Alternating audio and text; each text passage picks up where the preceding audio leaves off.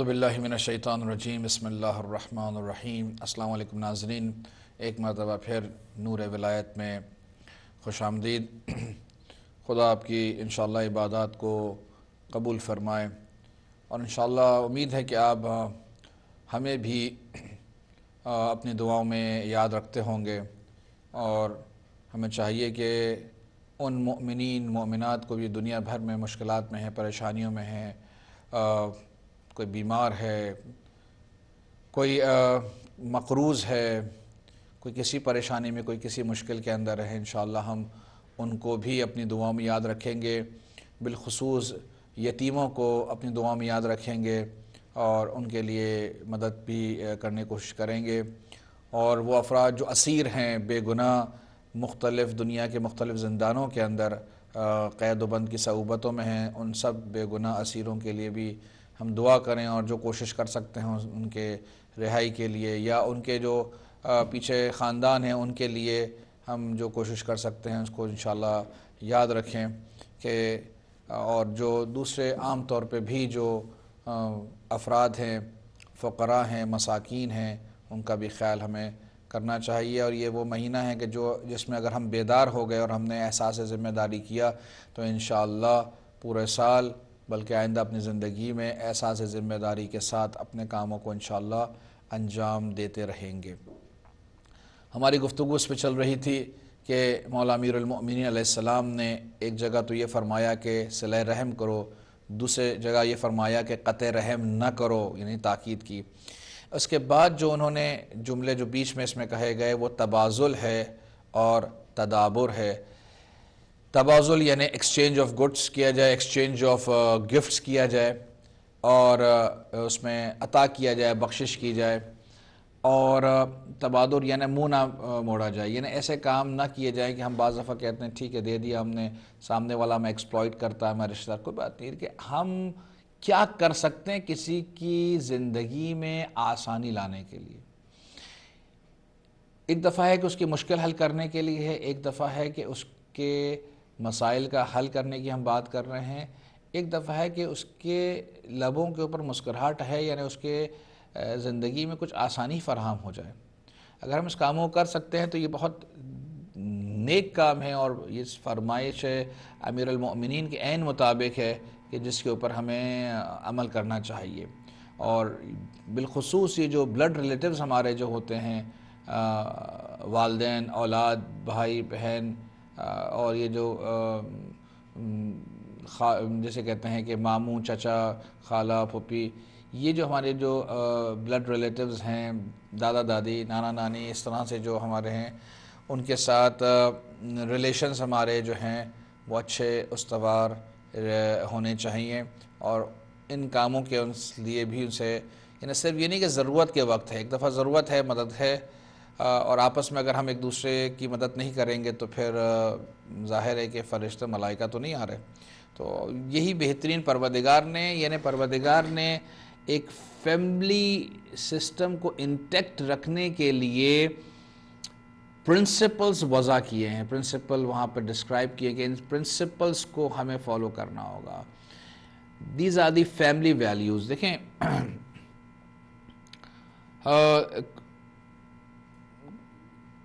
پروردگار نے نظام اسلام میں فیملی باؤنڈنگ اینڈ فیملی جو ویلیوز ہیں اس کو بہت زیادہ اہمیت دی ہے، بلکہ اس سے بڑھ کر ہم لوگ کہتے ہیں کہ صرف ہم فیملی کی بات کرتے ہیں، نہیں، میں آپ کو مختصر بیان کو اس پہ ہم تفصیل میں نہیں جائیں گے، لیکن یہ بات کہوں کہ کسی بھی معاشرے کے لیے 5 عناصر کی ضرورت ہوتی ہے، یعنی کوئی بھی معاشرہ جو ایک صحیح سالم طور پر آگے بڑھنا چاہتا ہے اس کے لیے 5 فیکٹرز کی، 5 پلرز کی ضرورت ہے، اور ہر معاشرہ ان پلرز پر قائم ہوتا ہے۔ البتہ لکھنے والوں نے اس سے زیادہ بھی لکھے ہیں، لیکن یہ کم سے کم وہ چیزیں ہیں جس کے بارے میں لکھا گیا ہے۔ ایک چیز بیان جو کی جاتی ہے کہ ہر معاشرے کے لیے ایجوکیشنل سسٹم کی ضرورت ہے، نمبر 1۔ اچھا، اس میں کوئی کیٹیگرائز نہیں کر رہا کہ پہلا کون ہے دوسرا کون ہے، پرائیورٹائز نہیں کر رہا ہوں میں، صرف آپ کو لسٹ ڈاؤن کر رہا ہوں. ایک ایجوکیشنل سسٹم ہے, ایک جوڈیشری سسٹم ہے. ایجوکیشن سسٹم تعلیمی نظام, تربیت کا نظام. جوڈیشری سسٹم عدلیہ کا نظام. اکنامک اینڈ فائنینشیل سسٹم اقتصادی اور معاشی نظام. ایک ہے پولیٹیکل اینڈ ایڈمنسٹریٹو سسٹم, کسی بھی ادارے کرنے کے لیے اس کو آرگنائزڈ طریقے سے آگے لے جانے کے لیے آپ کو ایک پولیٹیکل اینڈ ایڈمنسٹریٹو سسٹم کی ضرورت ہے. اور اس میں سے ایک سسٹم, ایک پلر جو ہے, that is family system. These do overlap and these pillars have they are interlinked as well. بہت سارے دوسرے جو کام فیکٹرز کو بھی گنا جاتا ہے, اگر ہم دیکھیں گے تو دوسرے فیکٹرز بھی انہی مین 5 فیکٹرز سے ہی نکل رہے ہوتے ہیں. ہم یہ 5 ہی کی بات کریں. اس 5 میں سے ایک بنیادی فیکٹر ہے family bonding and family system. کسی بھی معاشرے کے لیے خاندانی نظام جو ہے اگر وہ مستحکم ہوگا, مرتبط مربوط ہوگا, انٹیکٹ ہوگا, تو وہ معاشرہ خوشحالی کی طرف جا سکتا ہے. بہت ساری مشکلات جو ہیں اس معاشرے کی فیملی سسٹم ہی اسے صحیح کر دیتا ہے. ابھی فیملی سسٹم کیوں ہم ڈسکس نہیں کر رہے ہیں ان چیزوں کو کہ فیملی سسٹم کیسا ہونا چاہیے, کیا ہونا چاہیے, عدلیہ کا نظام کیسے ہو, اور ایڈمنسٹریٹو پولیٹیکل سسٹم کیسے ہو, تعلیمی نظام کیا ہونا چاہیے, اور معاشی اور اقتصادی نظام کیا ہونا چاہیے. ہم اس پہ ڈسکس نہیں کر رہے, لیکن میں نے صرف پوائنٹ آؤٹ کر رہا ہوں کہ جو 5 اہم فیکٹرز ہیں کسی معاشرے کے قیام کے لیے, اس کے صحیح اور سلامتی کے لیے, اچھا ان میں بھی بیلنس ہونا چاہیے. That whatever is required, کہ جو ہر سسٹم کو اسٹرینتھن کرنے کے لیے whatever is required should be up to the mark, اس کے مطابق ہونا چاہیے. اگر نہیں ہوگی وہ چیزیں مطابق, تو ظاہر ہے کہ وہ پلر ضعیف ہوگا, کمزور ہوگا. تو جو عمارت اس پر ہم اسلام کی, اپنے کردار کی, اپنے معاشرے کی کھڑی کریں گے, وہ بھی ظاہر ہے کہ اس میں نقص واقع ہوگا اور کمزوری واقع ہو جائے گی. خاندانی نظام ایک اہم چیز ہے جس کے لیے یہاں پر اسے کہا گیا. اچھا یہ صرف خاندانی نظام تک نہیں ہے, بلکہ ہم نے جو روایات کل آپ کے سامنے بیان کی ہے, یہ خاندانی نظام سے بڑھ کر, یعنی اللہ اپنی رحمتوں کو نازل نہیں کرتا اس قوم پر کہ جس میں ایک بھی ایسا انسان ہو کہ جس نے قطع رحم کیا ہوا ہو. بس تو ہمیں ایک پورے معاشرے میں بھی اگر ہمیں رحمت الہی کو حاصل کرنا ہے تو ہمیں یہ دیکھنا ہے, we should be concerned about it, کہ ہمارے معاشرے میں کوئی ایسا انسان نہ ہو جو قطع رحم کرنے والا ہو. یعنی اس کے معاشرے کو بطور کلی مزاج اس کا ایسا ہونا چاہیے کہ یہ اسلامی ویلیوز ہیں, اس کو انسان کے اندر یہ سمانی چاہیے. ایک بات جو ہم پہلے جانے سے پہلے ذکر کر رہے تھے کہ ہمارے انسانی ظرف میں اور جو مادی ظرف ہے اس میں فرق ہے. یعنی اگر ایک گلاس ہے آپ کے پاس جس کی ظرفیت ہے 300 ml, 300 ملی لیٹرز ہے, اب اس میں سے اگر آپ نے 100 ml خالی کر دیا تو اس میں دوبارہ 100 ml ہی بھر سکتے ہیں. لیکن پروردگار نے جو انسان کے اندر ظرفیت دی ہے یہ ایکسپینڈیبل ہے. پروردگار یہ دیکھتا ہے کہ انسان کتنی بخشش کر رہا ہے, کتنا عطا کر رہا ہے, کتنے اپنے صدقات دیتا ہے, خیرات دیتا ہے, کتنی عطا کرتا ہے, کتنے درگزر سے کام لیتا ہے, کتنی سیکریفائس کرتا ہے, کس طرح سے دوسروں کی غلطیوں کو اور خطاؤں کو بخش دیتا ہے. جب انسان دے رہا ہوتا ہے تو اس کے ظرف سے نکلتا ہے, ایک ظرف کی کیفیت. پروردگار اس کی عطا کے مطابق پروپورشنلی اس کی ظرفیت بھی بڑھ جاتی, انہینس ہو جاتی ہے. اب آئندہ اس کی ظرفیت ایک گلاس کتنا صرف 300 ml نہیں ہے، بلکہ اگر پہلے 300 اس کے اندر کی ظرفیت تھی تو ایکسپینڈ ہو کے اب 325 ہو گئی، 350 ہو گئی ہے. آئی ڈونٹ نو کہ فزیکلی ہم اس کو میجر نہیں کر سکتے ہیں، کم سے کم میں نہیں کر سکتا اس کو فزیکلی میجر، لیکن وہ اس کی ظرفیت بڑھ جاتی. تو انسان جب عطا کرتا ہے، دیتا ہے، بخشش کرتا ہے، تو پروردگار اسے اس کی ظرفیت کو بڑھا دیتا ہے. اچھا، یہ عطا کرنا مادی بھی ہوتا ہے، مٹیریلسٹک بھی ہے اور اسپرچل بھی ہے. یعنی اپنے علم کو دینا، علم حاصل کیا ہے، سکلز کو حاصل کیا، اپنے تک محدود نہ رکھے، دے معاشرے میں، دوسروں کو سکھائے، دوسروں کو دے، دوسروں کو بتائے، دوسروں کو مورلی سپورٹ کرے، ان کو گائیڈ کرے. اس میں ایک پیسہ بھی خرچ نہیں ہو رہا ہے، ہاں، لیکن اس کی ذہن خرچ ہو رہا ہے، اس کی عقل خرچ ہو رہا ہے، اس کی ٹائم خرچ ہو رہا ہے، لیکن دوسرے کے لیے فائدہ مند ہے. تو ضروری نہیں کہ صرف مادی چیزوں سے حل کیا جائے مسئلے کو، مادی چیزیں بھی ہیں اور مانوی بھی چیزیں ہیں. انہیں مورل سپورٹ بھی اپنی جگہ پر چاہیے، اسپرچل سپورٹ چاہیے، انٹلیکچل سپورٹ چاہیے. ایک اس کا پہلو ہے کہ جس میں اس کو مٹیریلسٹک سپورٹ بھی چاہیے. بہرحال کافی اس پہ گفتگو ہماری رہی، ہم آگے بڑھتے ہیں اس کے اوپر. خدا میں توفیق دے کہ واقعاً ہم اس فرمائش امیر المؤمنین علی ابن ابی طالب کو سمجھ سکیں، معرفت اس کی حاصل کریں اور اس کے مطابق ہم اتباع کر سکیں کہ ان کے اس قول کے مطابق عمل کرنا امیر المؤمنین کی اتباع ہے، اس قول کے مطابق عمل کرنا قرآن کی اتباع ہے، پروردگار کی اتباع اور پروردگار کی اطاعت ہے. اس کے بعد مولا کائنات اپنے وصیت نامے میں فرماتے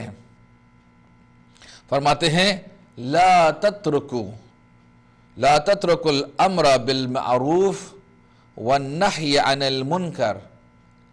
ترک نہ کرنا تم لوگ. کس چیز کو ترک نہ کرنا مولا؟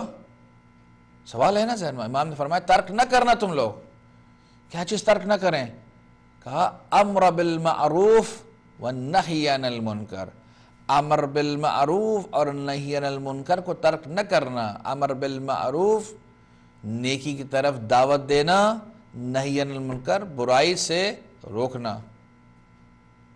امام فرماتے ہیں لا تترک الامر بالمعروف والنہی عن المنکر. ترک نہ کرنا امر بالمعروف اور نہی عن المنکر، ورنہ کیا ہوگا؟ فَيُوَلَّ عَلَيْكُمْ شِرَارَكُمْ. اور اگر تم نے ترک کر دیا اس کام کو، یعنی اگر تم نے امر بالمعروف اور نہی عن المنکر کی ذمہ داری انجام نہیں دی، فَيُوَلَّ شَرَارَكُمْ فَيُوَلَّ عَلَيْكُمْ شَرَارَكُمْ. تو تم پر جو اشرار ہیں وہ متولی ہو جائیں گے، تم پر حاکم ہو جائیں گے، تمہارے اوپر سوار ہو جائیں گے، تم پر حکومت کرنے لگیں گے، تمہارے ماسٹرز ہو جائیں گے، تمہارے حاکم ہو جائیں گے، تمہارے ولی ہو جائیں گے. وہ افراد تم پر حکم چلانے لگیں گے. امر بالمعروف کا ڈائریکٹ جسے کہتے ہیں کہ رابطہ ہے اس بات سے کہ اگر انسان نے امر بالمعروف نہی عن المنکر کو ترک کر دیا تو برے افراد کی حاکمیت آ جائے گی، برے افراد سوار ہو جائیں گے. فَيُغَلَّ عَلَيْكُمْ شَرَارَكُمْ. تو تمہارے معاشرے میں جو شریر افراد ہیں، شیطان صفت افراد ہیں، جو اللہ کے احکام کو نادیدہ دیکھتے ہیں، وہ افراد جو مخالفت احکام الہی کرتے ہیں، جو نافرمانی قرآن کرتے ہیں، جو نافرمانی رسول اکرم محمد مصطفیٰ صلی اللہ علیہ وآلہ وسلم اور اہل بیت علیہم السلام کرتے ہیں، وہ تم پر حاوی ہو جائیں گے. اس کے بعد یہی ختم نہیں کرتے ہیں اس مسئلے کو. فرماتے ہیں اگر امر بالمعروف نہیں کیا، نہی عن المنکر نہیں کیا، تو اس ذمہ داری کو چھوڑنے سے، ترک کرنے سے جو نقصان ہوگا، برے افراد ہم پر حاکم ہو جائیں گے. اب اس کے بعد کیا ہوگا؟ ماں فرماتے ہیں ثم تدعون فلا يستجاب لكم. اللہ اکبر. جب ظالم حاکم بیٹھ جائیں گے، جب ڈکٹیٹرز بیٹھ جائیں گے، جب گناہگار ہم پر حکومت کرنے لگیں گے اور نیک افراد اپنے ہاتھوں کو بلند کر کر کے دعائیں کریں گے، ثم تدعون فلا يستجاب لکم، فرماتے ہیں کہ پھر تم دعائیں بھی کرتے رہ جاؤ گے تو تمہاری دعائیں مستجاب نہیں ہوں گی۔ اللہ اکبر۔ انہیں امام علیہ السلام نے ایک اتنا پریکٹیکل اسپیکٹ بتایا ہے ایک معاشرے میں کہ اگر تم چاہتے ہو کہ تم اطاعت الہی میں زندگی گزارو تو نہ فقط تمہیں ایک انفرادی عمل کے لیے بلکہ اجتماعی کام کے لیے بھی، یعنی بلکہ میں برعکس کہوں گا، صرف ایک اجتماع کو صحیح سالم رکھنے کے لیے نہیں، اگر انسان ایک اپنی انفرادی عمل بھی کرنا چاہتا ہے، انڈیویجول کیپیسٹی میں بھی اعمال کو انجام دینا چاہتا ہے، تو اس کے لیے ضروری ہے کہ امر بالمعروف کرے اور نہی عن المنکر کرے۔ اور آپ کو یہ معلوم ہے کہ امر بالمعروف اور نہی عن المنکر فروعات دین میں سے ہیں، واجبات الہی میں سے ہیں، جس کو ترک نہیں کیا جا سکتا ہے، جیسے نماز، روزہ، حج، زکوٰۃ ہم پر لازم ہے، جس طرح سے تولا اور تبرہ ہم پر لازم ہے، اسی طرح سے امر بالمعروف اور نہی عن المنکر بھی ہم پر لازم اور فرض ہے۔ ہم اپنی ذمہ داری نہیں کرتے۔ اچھا، یہ کوئی ایسی ذمہ داری ہے کہ جو واجب کفائی کی طرح ہو، جیسے نماز انسان پڑھ لیتا ہے، نماز میت پڑھتا ہے، اگر نماز میت کو چند لوگوں نے انجام دے دیا ہے تو دوسروں پہ ساقط ہو جاتا ہے۔ یہ تو معلوم ہوگا انشاءاللہ آپ کو مسئلہ کہ اگر کسی کی میت ہوتی ہے تو تمام مسلمانوں پر فرض ہے کہ اس کو غسل دیں، کفن دیں، اس کی نماز جنازہ پڑھیں، اس کو دفنائیں، سب پر لازمی ہو جاتا ہے۔ لیکن اگر اس میں سے ایک اور چند افراد آگے بڑھتے ہیں اور اس ذمہ داری کو قبول کر لیتے ہیں تو دوسروں پہ سے یہ چیز ساقط ہو جاتی ہے۔ اسے کہتے ہیں واجب کفائی۔ واجب کفائی کیا امر بالمعروف اور نہی عن المنکر کیا واجب کفائی کی طرح ہیں کہ اگر چند لوگوں نے اسے انجام دے دیا تو مجھ پر ساقط ہو جائے گا؟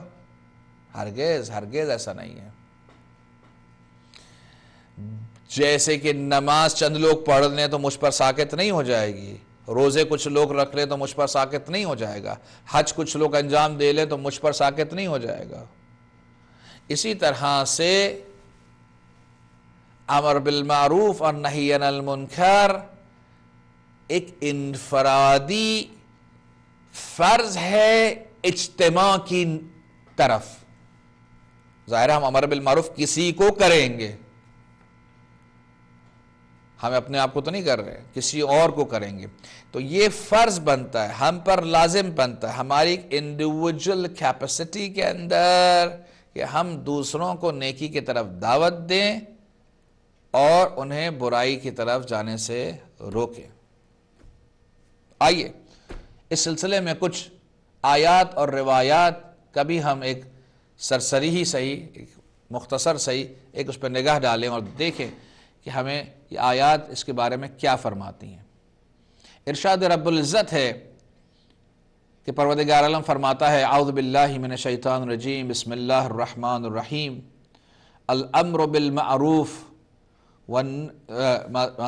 وَلْتَكُمْ مِنْكُمْ أُمَّةٌ يَدْعُونَ إِلَى الْخَيْرِ وَيَأْمُرُونَ بِالْمَعْرُوفِ وَيَنْحَوْنَ عَنِ الْمُنْكَرِ وَأُولَئِكَ هُمُ الْمُفْلِحُونَ۔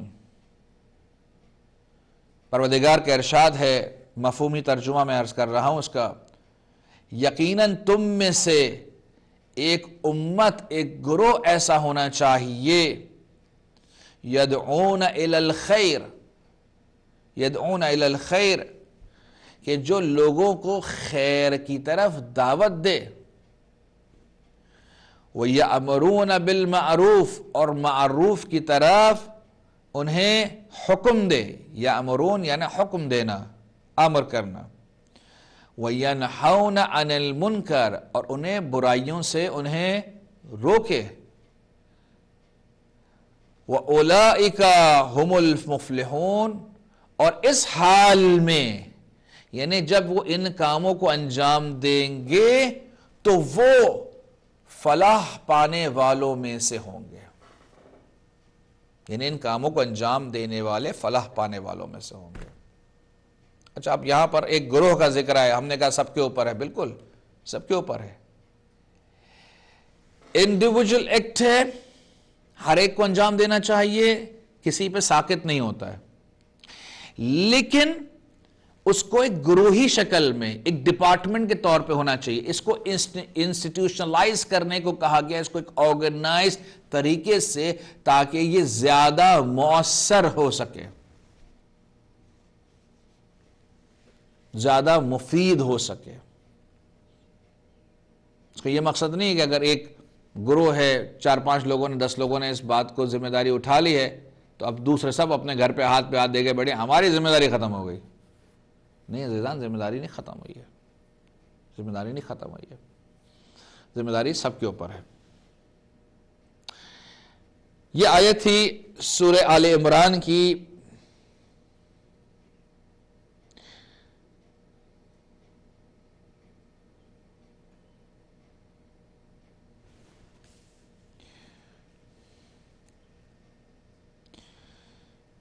سورہ آل عمران کی 104 نمبر کی آیت.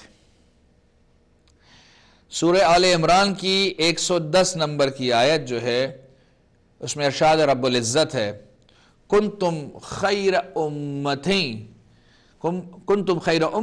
اخرجت للناس تأمرون بالمعروف وتنہون عن المنکر وتؤمنون باللہ ولو آمن اہل الکتاب لَكَانَ خَيْرًا لَهُمْ مِنْهُمُ الْمُؤْمِنُونَ وَأَكْثَرُهُمُ الْفَاسِقُونَ. ارشاد رب العزت ہے، پروردگار فرماتا ہے کنتم خیر امتن، پوری قوم سے کہہ رہا ہے کہ تم وہ قوم ہو. اس قوم کیا ہے؟ اخرجت للناس، کہ جو لوگوں کے لیے نکلے. کس کام کے لیے نکلے؟ یعنی پوری امت مسلمہ کیا کرنے نکلے؟ تأمرون بالمعروف وتنہون عن المنکر. پوری قوم بحیثیت مسلمان کیا کریں؟ امر بالمعروف کریں، نہیں عن المنکر کریں. کس کو کریں؟ اب سارے اگر کرنے لگیں گے ایک دوسرے کو کریں گے؟ نہیں، ایک دوسرے کو نہیں کریں گے. سنیں کیا کریں. پروردگار کا ارشاد ہے تؤمنون باللہ وتؤمنون باللہ، اللہ پر ایمان رکھیں. ولو آمن اہل الکتاب، اگر اہل کتاب، کس کو تبلیغ کریں گے؟ کس کو امر بالمعروف کریں گے؟ کس کو نہی عن المنکر کرنا ہے؟ اہل الکتاب کو کرنا ہے. البتہ یہاں صرف اس آیت میں اہل الکتاب کے بارے میں ہے، اہل کتاب کے بارے میں ہے، یعنی مسیحی اور یہودیوں اور زرتشتیوں کے بارے میں. لیکن عمومیت ہے، دوسری آیات روایات میں ہے. ایسا نہیں کہ صرف اسی کو کرنا ہے، یہ پہلے مرحلے کے اوپر ہے. اور شاید نہیں معلوم، شاید اس کی وجہ یہ ہو کیونکہ وہ اہل کتاب ہے، بیسک چیز ہے کہ اللہ پر ایمان لاتے ہیں، ظاہری ایمان ہے، مکمل نہیں ہے. یعنی ہمارے حساب سے وہ لے کر آئے، نبیوں پہ ایمان ہے، اللہ پر ایمان ہے، لیکن بس وہاں ٹھہر گئے، اب وہ آگے نہیں بڑھے. حضرت داؤد سے، حضرت موسیٰ سے آگے بڑھ کر حضرت عیسیٰ کے پاس نہیں ہے. حضرت عیسیٰ کے اوپر آگے اس سے بڑھ کر جو ہے وہ رسول اللہ صلی اللہ علیہ وآلہ وسلم پر نہیں آئے. ارشاد رب العزت ہے اگر یہ افراد اہل کتاب ایمان لے کر آتے تو ان کے لیے بہتر ہوتا، تو ان میں سے کچھ ایمان لے آتے. وَأَكْثَرُهُمُ الْفَاسِقُونَ، لیکن ان میں سے اکثریت وہ ہیں کہ جو فسق کرتے ہیں اور قبول نہیں کرتے ہیں. بہرحال پروردگار نے اس آیت میں بھی بیان کیا کہ ان میں یہ کیپیسٹی ہے کہ وہ آپ کی طرف آ سکے، لیکن ہم پر یہ ذمہ داری ڈالی ہے کہ ہم امر بالمعروف کر سکیں. امر بالمعروف کیسے ہوگا؟ امر بالمعروف اس وقت ہوگا کہ جو ہم خود اہل معرفت ہو جائیں گے. ایسے ہی تو اٹھ کے نہیں چلا جائے گا آدمی، کہ آدمی چلا جائے بغیر کسی اس کے اور بس خود بخود اس پہ الہام ہو جائے گا. نہیں، بالآخر ایک طریقہ ہونا چاہیے اس کے پاس سیکھنے کا، سمجھنے کا. مکتب میں جاتا ہے، مدرسے میں جاتا ہے، کتابیں پڑھتا ہے، لوگوں سے سنتا ہے، سمجھتا ہے. معرفت الہی کو سمجھنے کا، اسے جذب کرنے کا اس کے پاس کوئی وسیلہ طریقہ ہونا چاہیے. تو پہلے تو میرے لیے اور آپ کے لیے خود ضروری ہے کہ ہم معرفت الہی کو حاصل کریں اور پھر امر بالمعروف کریں. اس کی ابتدا کہاں سے کریں؟ ابتدا تو ہمیں اپنے گھر سے کرنی ہے. ابتدا تو ہمیں اپنے گھر سے کرنی ہے کہ ہم پہلے اپنے گھر میں دیکھیں. بلکہ اس سے پہلے اگر میں آ جاؤں، کیونکہ ہم پہلے بھی ذکر کر چکے ہیں، پہلے تو انسان کے اپنے نفس سے شروع ہوتا ہے. اپنے نفس سے شروع ہوتا ہے. البتہ میں یہ کہوں کہ نہیں، میں تو اپنے نفس کی میں نے ابھی اصلاح نہیں کی ہے تو میں آگے اصلاح نہ کروں. نہیں، اصلاح کے عمل کنٹینیوس ایک ہے، کنٹینیوس ہے اور کنسسٹنسی کے ساتھ چلتے رہنا چاہیے اسے. جب انسان ایک مرحلے پہنچتا ہے تو اس کے بعد پھر وہ آگے اپنے گھر والوں کو ہے، اپنے خاندان والوں کو ہے امر بالمعروف کرے، اپنی قوم کو ہے، اور پھر اس طرح سے وہ آگے ایکسپینڈ ہوتا ہے. تو یہ انڈیویجول کیپیسٹی کے اندر بھی ہے اور کلیکٹیولی بھی ہے. جیسے پہلی آیت آپ کے سامنے سورہ آل عمران کی 104 نمبر کی پڑھی، اس میں کلیکٹیو بیان کیا گیا ہے کہ جس کے اندر پروردگار نے فرمایا ہے وَلْتَكُمْ مِنْكُمْ أُمَّةٌ يَدْعُونَ إِلَى الْخَيْرِ، کہ تم میں سے ایک ایسا گروہ ہو. ٹھیک ہے، یہاں پر پروردگار فرماتا ہے 110ویں آیت کے اندر کنتم خیر امت اخرجت للناس. پوری قوم کو یہ ذمہ داری دی ہے، تو انڈیویجولی بھی ہے اور کلیکٹیولی بھی ہے، تاکہ اس کو بہتر اور منظم طور پہ اس کو انجام دیا جا سکے. اور یہاں پہ صرف نہیں ہے بلکہ آپس میں بھی جسے کہتے ہیں ایک دوسرے کو امر بالمعروف نہی عن المنکر کرنا ہے. سارا علم میرے پاس نہیں ہے بھائی، جاہل ہوں، بہت چیزیں نہیں معلوم ہے، بہت چیزیں، بلکہ جو معلوم ہے بہت ذرہ برابر ہے. جو نہیں جانتا ہوں تو میں یہ بھی نہیں جانتا کہ کتنا نہیں جانتا. یعنی وہ جہالت اتنی وسیع ہے میری کہ میں یہ بھی نہیں جانتا کہ میں کتنا جاہل ہوں. تو جو میرے پاس علم ہے وہ تو بہت مختصر سا ہے. ہاں، ہو سکتا ہے کہ آپ کے پاس، دوسرے کے پاس، تیسرے کے پاس وہ علم ہو جو میرے پاس نہیں ہے، تو وہ مجھے اس سے معرفت دے گا، مجھے امر بالمعروف کرے گا، نہی عن المنکر کرے گا. میرے پاس جو ہوگا ہو سکتا ہے کہ دوسرے کے پاس نہ ہو، میں اس کو وہ کنوے کروں گا. تو انسان بعضکم اولیاء بعض، کہ تم میں سے بعض ایک دوسرے کے ولی ہوتے ہیں، اور ولیوں کا کام یہ ہوتا ہے کہ وہ ایک دوسرے کو نصیحت کرے. وَتَوَاصَوْا بِالْحَقِّ وَتَوَاصَوْا بِالصَّبْرِ، ایک دوسرے کو صبر کی، استقامت کی تلقین کرنی، ایک دوسرے کو حق کی تلقین کرنی. ہاں، صحیح کیا ہے، حق کیا ہے، صحیح بات. اگر کوئی انسان غلط کر رہا ہے، اشتباہ کر رہا ہے، اس کو حق کے راستے پہ لانے کے لیے بیان کرنا. سب سے پہلے انسان کا اپنا وجود ہے. کیوں قرآن مجید میں سورہ صف میں آیا ہے اعوذ باللہ من الشیطان الرجیم بسم اللہ الرحمن الرحیم لما تقولون ما لا تفعلون کبر مقتا عند اللہ ان تقولوا ما لا تفعلون، کہ ارشاد رب العزت ہے کیوں ایسی بات کرتے ہو جو تم خود عمل نہیں کرتے. امیر المؤمنین علیہ السلام نے اپنے کلمے میں فرمایا، اپنے کلمات میں فرمایا تھا کہ اس سے پہلے کہ تم دوسرے کے لیے معلم بنو اور تعلیم بنو، اپنے آپ کو ادب کرو، اپنے معلم بنو، اپنی پہلے تربیت کرو. مشکل کام ہے، واقعاً مشکل کام ہے کہ انسان جو ہے وہ اپنے آپ سے شروع کرے، اور معاشرے کے جو مختلف سیگمنٹس ہیں، جو میں نے کل بھی عرض کیا تھا، آؤٹ ریچ ہماری ہونی چاہیے. آؤٹ ریچ کے مختلف مرحلے ہیں. آؤٹ ریچ پہلے ایک اسپیکٹ جو ہے آؤٹ ریچ کا ہے وہ ود ان کمیونٹی مومنین. سینٹرز میں ہمارے بہت سارے افراد نہیں آ رہے، امام بارگاہ میں نہیں آتے ہیں، نماز پڑھنے نہیں آتے ہیں، روزہ نہیں رکھتے ہیں، دین سے زیادہ تعلق نہیں رکھتے ہیں. ہیں مسلمان مومن ہیں، نہیں آتے ہیں، یہاں آ کر یہاں کی آب و ہوا میں، یہاں کے رنگ رنگلیوں میں جو ہیں وہ بس گئے. میری کیا ذمہ داری ہے؟ صرف میں اپنے بچوں کو گاڑی میں بھروں اور پہنچ جاؤں سینٹر، دوسرا بھی یہی کرے، تیسرا بھی یہی کرے، اور بس وہاں پر ہم بیٹھیں، مجلس سنیں، درس سنیں، آپس میں جسے کہتے ہیں کہ گپے ماریں، گفتگو کریں، کھائیں پئیں اور واپس آ جائیں. یہ تو ایک ذمہ داری ہے نا کہ بچوں کی تربیت کے لیے ایک پہلو ہے ذمہ داری کا. لیکن آؤٹ ریچ کیا؟ وہ مومنین کے جو مسجد نہیں آ رہے ہیں، وہ مومنین کے جو سینٹرز میں نہیں آ رہے ہیں، ان کو کون جائے گا بتانے کے لیے؟ یعنی کوئی مسیحیوں کا تبلیغ گروپ جائے گا، کوئی یہودیوں کا تبلیغ گروپ جائے گا، کوئی ہندوؤں کا، بدھسٹ کا، وہ تو جاتے ہیں. آپ کو معلوم ہے گھروں پر آتے ہیں، نوک کرتے ہیں، وہ بھی تبلیغی جماعتیں ان کی بھی ہوتی ہیں.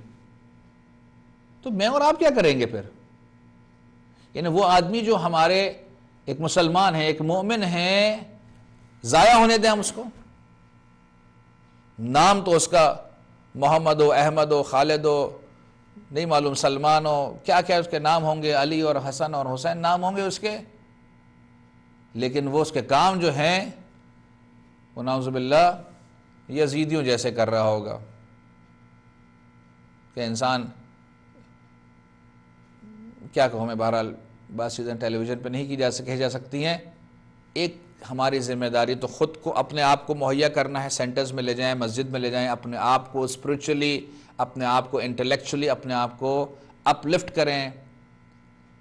اور ایک ہماری ذمہ داری ہے کہ ہم آؤٹ ریچ کریں ان مسلمانوں اور مومنین تک کہ جو ہمارے مسجدوں میں نہیں آ رہے ہیں.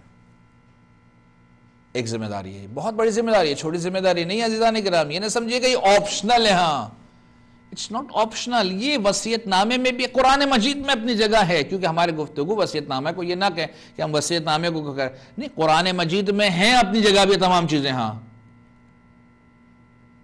ہم نے کیونکہ وصیت نامے کی ہمارا ٹاپک وصیت نامہ امیر المؤمنین ہے، اس لیے ہم اس کے بار بار اس کو ریفر کر رہے ہیں. تو یہاں پر یہ آپشنل کوئی چیز نہیں ہے. ہمارے لازمی کہ ہم جائیں، بات کریں، گفتگو کریں، ڈنڈا لے کر نہ جائیں. کوئی یہ نہیں کہہ رہا ڈنڈا ہمارے پاس، جائیں، بات کریں سلیقے سے، تمیز سے. وَقُولُوا لَهُمْ قَوْلًا لَيِّنًا، ان کے لیے ان سے جب بات کرو زبان لین سے بات کرو، مٹھاس سے بات کرو، قول سدید سے بات کرو جب قرآن کہتا ہے، دلیل سے بات کرو، لاجک سے بات کرو. سمجھانا کام ہے آپ کا، ڈنڈے مارنا کام نہیں ہے، لڑنا کام نہیں ہے، دھونس جمانا یا حکم صادر کر دینا نہیں. ہر ایک مرحلہ ہے کہ آپ کدھر رہ رہے ہیں کہ اس میں رہ رہے ہیں، لیکن ان چیزوں کو رہتے ہوئے حول و ہوش میں آپ کو اس کے اعتبار سے مجھے اور آپ کو ذمہ داریوں کا انجام دینا ہے. پھر ہم آؤٹ ریچ کریں دوسرے مسلمانوں تک، جائیں اپنی بات منتقل کریں، سمجھ میں آئے ٹھیک ہے، نہیں آتی ہے ان کی مرضی ہے. یہ دوسرا اسپیکٹ. اچھا، یہ پیرالل چلنے والی چیزیں، ضروری نہیں کہ یہ پہلے ہو جائے گا پھر ہم وہ کریں گے پھر وہ، نہیں، یہ ساری چیزیں پیرالل جانے والی چیزیں، پیرالل روڈز ہیں، پیرالل روڈز. ایک اور ذمہ داری جو ہمارے پاس ہے، ایک اور ذمہ داری ہے کہ ہم دیگر اہل کتاب کو دعوت دیں.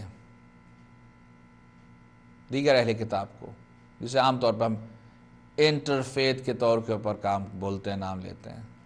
ٹھیک ہے، اپنی بات منتقل کریں لاجک کے ساتھ، ایویڈنس کے ساتھ، پروفز کے ساتھ. باقی وہ آدمی سوچے گا، سمجھے گا، سمجھ میں آ جائے گی، بسم اللہ. اسے کھینچ کر تو نہیں لا سکتے کہ آؤ بھائی مسلمان ہو جاؤ، نہیں، یہ کہا نہیں کیا. اپنی بات کو کنوے کرنا ہماری ذمہ داری ہے کہ ہم اچھے انداز سے اپنی بات کو منتقل کر دیں. مجادلہم باللتی ہی احسن، کے بہترین انداز سے ان کے ساتھ گفتگو کریں، آرگیو بھی کریں تو بہترین انداز ہونا چاہیے، دلیل کے ساتھ، باتوں کے ساتھ، ریفرنس کے ساتھ، اور ہم یہ بات کریں. اور اس کے بعد ایک پیرالل اور ذمہ داری آتی ہے کہ جو اہل کتاب کے علاوہ دیگر افراد ہیں، چاہے وہ دیگر ظاہری ادیان کے اوپر ہوں یا ایتھیسٹ ہوں، ملحد ہوں، علی کا شیعہ ہونا، یہ کہنا کہ ہم علی کے شیعہ ہیں بہت آسان ہے، لیکن اگر علی کا شیعہ ہونا ہے تو ان تمام ذمہ داریوں کو ہمیں ادا کرنا ہوگا۔ عزیزان گرامی، محبت کا تقاضا یہ ہے کہ اطاعت کی جائے۔ عاشق وہ ہوتا ہے کہ جو معشوق کی فرمائشات کو مکمل کرتا ہے، پورا کرتا ہے، تو پھر معشوق کو یقین آتا ہے کہ یہ میرا عاشق ہے۔ تو یہ کہہ دینا کہ ہم امام ہیں، یہ کہہ دینا کہ ہم اللہ کی عبادت کرتے ہیں، اللہ کی پرستش کرتے ہیں، اللہ وحدہ لا شریک کو مانتے ہیں، بس اور کسی کو نہیں مانتے ہیں، یہ کہنا آسان ہے، لیکن جب اللہ کی عبودیت کا اظہار کرنا ہے اپنے اعمال سے، اپنے وجود سے، تو یہ ساری ذمہ داریاں ہمارے سامنے ہیں۔ بغیر ذمہ داریوں کے کام آگے نہیں بڑھتے۔ البتہ یہ انڈیویجول ذمہ داریاں کمپیریٹیولی ریلیونٹلی ایزیئر ہو جاتی ہیں اگر ان کاموں کو کلیکٹیولی انجام دیا جائے۔ بہت ممکن ہے کہ پروردگار نے شاید جو گروہ کی بات کی ہے وہ اسی لیے بات کی ہے کہ بھئی اتنی ساری ذمہ داریاں تم شاید اکیلے انجام نہ دے سکتے ہو، لیٹس کم ٹوگیدر، بیٹھو آپس میں ڈسکس کرو and see how we can do what we can do۔ تو ہمارے سینٹرز جس پر لاکھوں ڈالرز خرچ ہوتے ہیں، صرف یہ نہیں ہے کہ اس میں ہم نے نماز پڑھ لی اور روز اس میں آئے اور دعائیں ہو گئیں، اور یہ تو ایک پہلو ہے کام کا۔ Centers should be center of guidance, my dear. Center of guidance. Center of guidance. بہرحال سینٹر آف گائیڈنس، امر بالمعروف، ابھی تو ہم آگے پہنچے نہیں ہیں، اور ہمارے یہ ٹیلی ویژن کے اوپر ہمارے نمبرز آ گئے ہیں، جو کالرز ہمیں کال کرنا چاہیں، سوال کرنا چاہیں ہمارے اس موضوع کے بارے میں، یا اس سے ہٹ کر کوئی گفتگو کرنا چاہیں، جن سوالات کا میں جواب دے سکوں گا انشاءاللہ جواب دوں گا میں اس کا۔ نمبرز ہمارے اسکرین پر آ رہے ہیں، 925-523-3766 925-523-3766 جو کال کرنا چاہیں حضرات، خواتین و حضرات، وہ ضرور کال کریں، اور جن کا جواب میں دے سکا انشاءاللہ میں دوں گا۔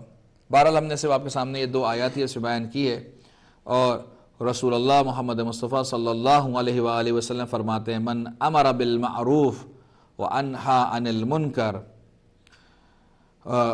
من امر بالمعروف ونہا عن المنکر، کہ جو شخص امر بالمعروف کرتا ہے اور نہی عن المنکر کرتا ہے، فہوا خلیفۃ اللہ فی الارض، تو وہ اللہ کا خلیفہ ہوتا ہے زمین پر، وخلیفۃ رسول ہی، اور وہ رسول کا خلیفہ ہوتا ہے زمین پر۔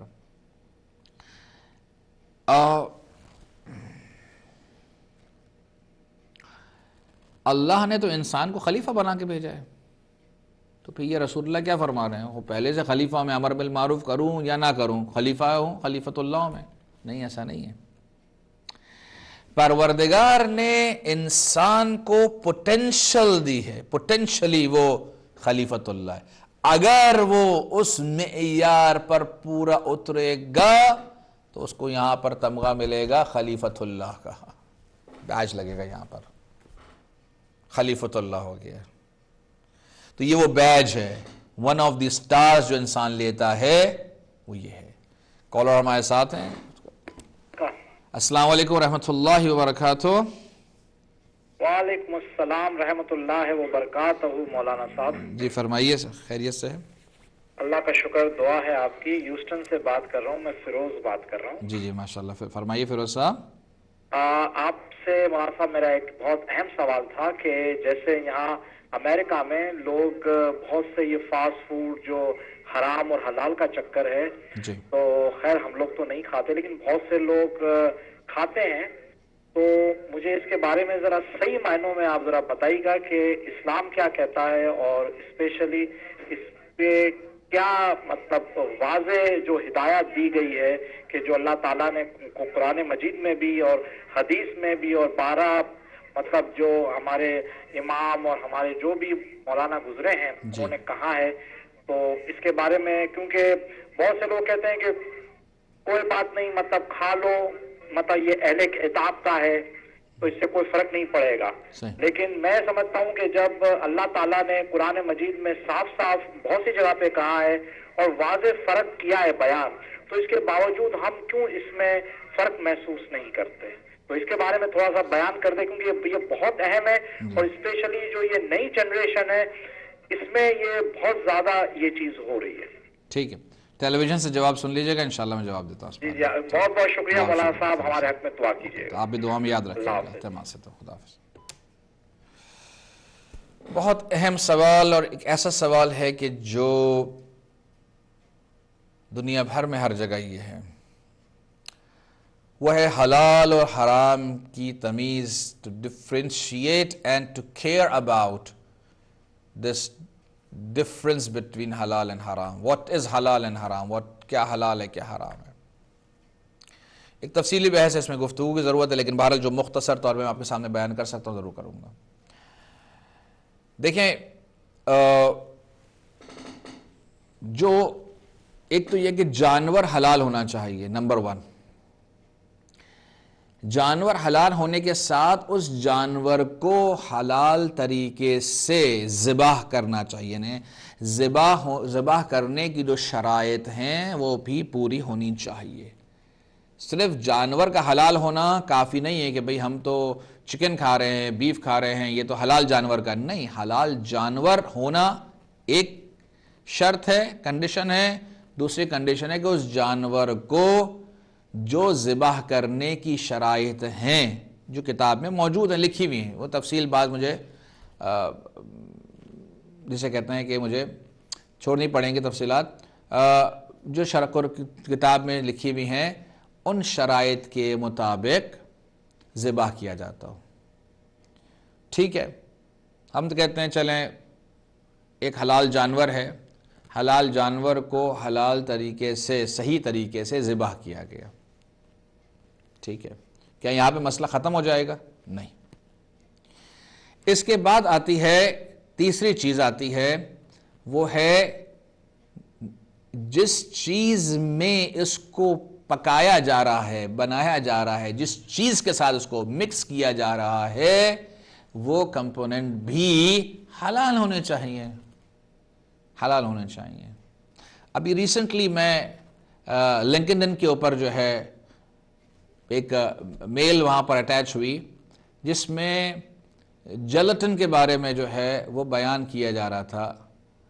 آیا ہے کہ ایف ڈی اے کے اندر جو ہے اس کو تصدیق کرنے کی شاید ضرورت ہوگی مزید، لیکن بہرحال اس میں مختصر جو لکھا ہوا تھا کہ اب تک یہ ڈیفائن نہیں تھا ٹل ناؤ، ٹل ڈیٹ، میں آپ کو یہ بتا رہا ہوں اس میں جو لکھا ہوا تھا، کہا کہ till date it wasn't defined by FDA، کہ جہاں پر جو لکھا ہوتا ہے کہ یہ جیلیٹن فری ہے، what it means، what does it means، یہ نہیں کلیریفائی کیا ہوا تھا.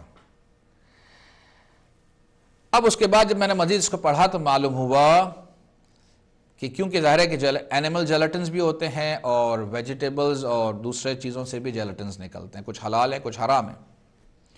لیکن مسلمان تو یہ دیکھ رہا ہوتا ہے کہ حلال ویجیٹیبل اگر ہے یا اس طرح کی چیزیں ہیں تو ٹھیک ہے، اس جیلیٹن کو استعمال کیا جا سکتا ہے. لیکن کچھ افراد بیمار بھی ہوتے ہیں کہ جو جیلیٹنز کو استعمال نہیں کر سکتے، ان کے لیے بھی نقصان دہ ہے. مسلمانوں کے لیے نقصان دہ ہے اگر حرام جانور سے ہے اور حرام اس طریقے سے اس کو لیا گیا ہے. وہاں پر آ کر اب ایف ڈی اے نے یہ ڈیفائن کیا ہے for the very first time. کیا ڈیفائن کیا ہے؟ کہ اگر کوئی یہ لکھتا ہے اپنے پیکیج پہ کہ یہ پروڈکٹ جیلیٹن فری ہے، اٹ مینز، اس کا معنی یہ ہے کہ جو نارمل جیلیٹن کے ساتھ پروڈکٹ ہوتی ہے اور اس میں 20% کا صرف فرق ہے. عزیزان گرامی، ہم لوگ کہاں ہیں؟ ہم لوگ یہ نہیں دیکھ پاتے یہ کس طرح سے مختلف چیزوں کے اندر غلط بیانی ہوتی ہے. ہم صرف پاکستان کو ادھر کو ہوتے ہیں، دنیا بھر کے اندر یہ مسائل ہیں، کس طرح سے چیزوں کو چھپایا جاتا ہے، کس طرح سے اس کو کیا جاتا ہے چیز. تو ایک تو پروڈکٹ ہے، آپ نے گوشت لیا، مرغی لی، کوئی بھی حلال جارمن آپ نے لیا، اس کو صحیح طرح سے اس کا ذبح ہونا چاہیے، ٹھیک ہے، جو اس کی شرائط ہیں۔ اس کے بعد جب اس کو آپ پکائیں گے، کسی چیز میں پکائیں گے نا، کسی برتن میں پکائیں گے اس کو، وہ کسی چیز کے ساتھ، آئل کے ساتھ اس کو مکس کریں گے، کچھ اور کھانے کی چیزوں کے ساتھ مکس کریں گے، تو جن کھانوں کی چیزوں کے ساتھ آپ اسے مکس کریں گے وہ بھی حلال ہونی چاہیے۔ جس آئل میں آپ اس کو پکا رہے ہوں گے وہ حلال اور پاک آئل ہونا چاہیے۔ تو بہت سی دفعہ جب ہم جاتے ہیں فاسٹ فوڈز وغیرہ میں، وہاں پر صرف ایک مسئلہ نہیں ہوتا کہ یہ چیز حلال ہے، ایک دوسرا مسئلہ بھی اس کے ساتھ اٹیچ ہو جاتا ہے، وہ ہے نجاست کا، کہ بعض چیزیں حلال ہوتی ہیں لیکن نجس چیز کے ساتھ مل جاتی ہے، نجس چیز کے ساتھ مل جاتی ہے۔ جب وہ نجس چیز کے ساتھ مل جاتی ہے تو حلال ہے لیکن نجس ہے۔ تو جس طرح سے حلال چیز، حرام چیز کو کھانا حرام ہے، اسی طرح سے ایک نجس چیز کو کھانا بھی حرام ہے۔ ٹھیک ہے، میرے ہاتھ پہ کوئی نجس چیز لگ جائے گی، میں اسے پاک کر لوں گا، لیکن اس نجس چیز کو میں کھا لوں، یہ صحیح نہیں ہے۔ کیونکہ میں یہاں رہتا نہیں، اس لیے مجھے نہیں پتا کہ کون سے آؤٹ لیٹس، کون سی فرینچائز، کون سے برانڈز، کون سے کھانے کی جگہیں صحیح کہ نہیں۔ میں تو خود جو ہے جسے کہتے ہیں بہت احتیاط سے جاتا ہوں، لوگوں سے پوچھ کر، یا لوگوں کے اس طرح سے جن کو یقین ہوتا ہے ان سے پوچھ ہوتا بھائی دیکھ لیا ہے، نہیں کر لیا ہے۔ ابھی I think yes last year کی بات ہے، میں آپ ہی کے اسی پلیزنٹن کے ایریا میں آیا ہوا تھا۔ ہمارے ایک دوست نے کہا کہ چلیں ہم انہیں لے جائیں ایک جگہ کھانے کے لیے۔ جب ہم گئے وہاں پر تو ایک صاحب جانتے تھے اس علاقے کو، تو انہوں نے کہا یہ مسلمان کا ریسٹورینٹ، کہاں چلتے ہیں، لیکن کہنے لگے یہ بعض دفعہ اس کا کچن جو ہے، اسی کھانے کی آئٹمز کسی اور ریسٹورینٹ سے آتی ہے، تو لیٹ می آسک، پوچھنے دیں۔ تو اس نے پوچھا بھائی تمہارے کھانا کہاں سے آ رہا ہے؟ تو اس نے بتایا کہ میرا کھانا ایک ہندو کے ریسٹورینٹ سے آ رہا ہے۔ مسلمان کا ریسٹورینٹ ہے، پاکستانی اور انڈین دیسی کھانے کھلا رہے ہیں، لیکن آ کہاں سے رہا ہے؟ ایک ہندو کے ریسٹورینٹ سے آ رہا ہے جہاں پہ ہندو ککس ہیں۔ اچھا یہاں سچ اس لیے بول دیتے ہیں بیچارے، میں بیچارے اس لیے کہوں گا کہ پاکستان میں تو آزاد ہے، کسی اور بہت جگہ، اس لیے کہ اگر اس نے جھوٹ بولا اور آپ نے پکڑ لیا تو سو کر دیں گے آپ اس کو، تو وہ سو ہونے سے جو ہے یہ مشکل ہو جاتی ہے۔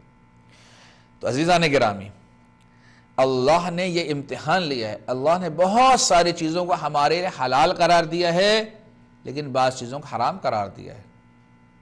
اللہ نے ہمیں کھانے کے طریقے کو سکھایا ہے، یہ نہیں ہے کہ ہم ہر چیز کو کھا لیں۔ ڈاکٹر بھی پرہیز کہتا ہے نا کہ اس چیز کو نہیں کھاؤ، اس چیز کو کھا لو، یہ صحیح ہے، یہ غلط ہے، تمہارے نقصان ہے۔ پروردگار نے انسان کی روح اور انسان کے جسم کو دیکھتے ہوئے بعض چیزوں کو فرمایا ہے۔ تو اپنی جگہ حلال ہونے کا، ذبیحہ ہونے کا جو یہاں پہ اصطلاح ہوئی ہے، اس کا بھی خیال کرنا ہے، اور اس بات کا بھی خیال کرنا ہے کہ وہ چیز نجس نہ ہو بلکہ پاک ہو، حلال بھی ہو اور پاک بھی ہو۔